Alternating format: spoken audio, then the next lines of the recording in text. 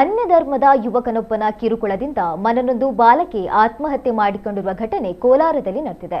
17 ವರ್ಷದ ಜೀವಿತ ಆತ್ಮಹತ್ಯೆಗೆ ಶರಣಾದ ಬಾಲಕಿ 22 ವರ್ಷದ ಶಫಿ ಈಕೆಗೆ ನಿರಂತರವಾಗಿ ಪ್ರೀತಿಸುವಂತೆ ಕಿರುಕುಳ ನೀಡ್ತಾ ಇದ್ದ.